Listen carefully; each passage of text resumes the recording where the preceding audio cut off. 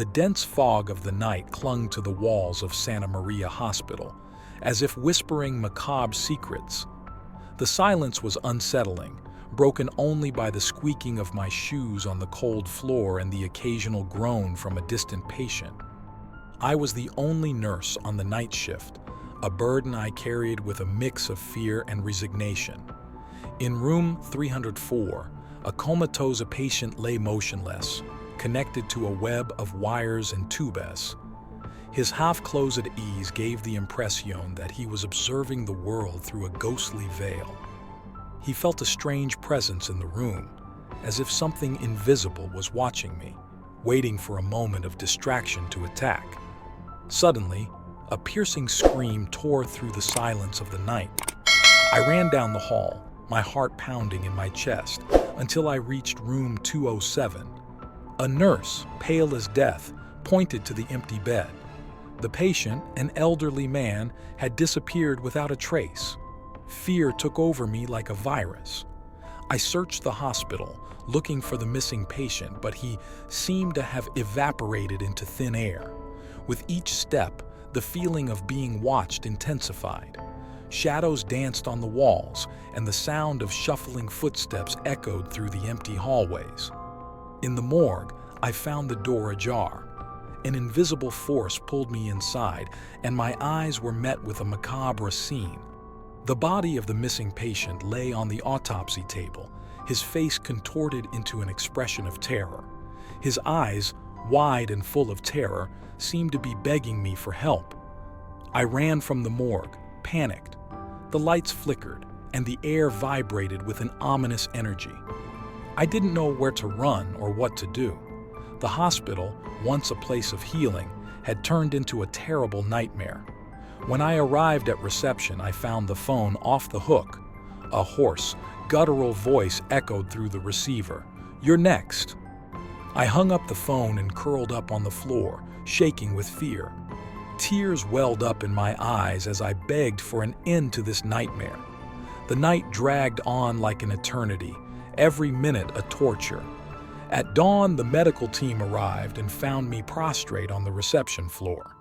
The hospital was in an uproar. The missing patient was found, alive and confused, wandering the halls. The mysterious voice on the phone was never heard again. To this day, I don't know what happened that night, but the memory of the terror I felt, of the macabre presence that haunted me, is engraved in my memory like a wound that will never close. Santa Maria Hospital, once a symbol of hope, became for me a cursed place, a constant reminder of the horror that lurks in the shadows. The trauma of that night left me scarred. I left Santa Maria Hospital on indefinite medical leave, haunted by the inexplicable events. But the nightmares were not confined within the hospital walls. The hoarse voice on the phone, the terrified look of the missing patient, the constant feeling of being watched, all of this haunted me day and night. I decided to investigate the hospital's past, looking for some explanation for what I experienced. I discovered that the land where it was built was an old cemetery. Urban legend spoke of lost souls wandering the corridors, souls of patients who died without receiving extreme unction, or of doctors involved in macabre experiments. The more I dug, the more chilling the story became. One day, I received a visit from an old local historian. He told me the legend of St. Mary's Angel of Death, a renowned surgeon who was rumored to perform clandestine surgeries and obscure rituals in the hospital's abandoned wing. The historian provided me with a rusty blueprint indicating a secret passage that led to this forgotten wing. Armed with courage and a flashlight, I returned to the hospital. Finding the secret passage was like opening a door to the past. Dust covered everything. Rusty surgical instruments lay scattered across the floor, and books in illegible Latin filled worm-eaten shelves.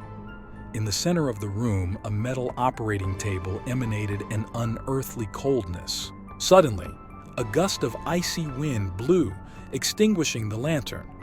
In the darkness, I heard the hoarse voice whisper, "You shouldn't be here." A chill ran down my spine. I shakily turned on the flashlight, but there was no one around. However, a book on the shelf was open, revealing a human anatomical diagram with ominous notes. At that moment, I realized that the horror I witnessed that night was not an isolated event. Santa Maria Hospital was a portal to an ancient darkness, a place where the line between life and death was thin, and I had inadvertently crossed it. I left the abandoned wing, locking the passage behind me. I knew I couldn't ignore what I had discovered. I needed to understand what happened that night and, perhaps, free the souls trapped in that cursed place. It was a dangerous mission, but the thirst for knowledge and a thread of hope drove me forward. The nightmare at Hospital Santa Maria was far from over.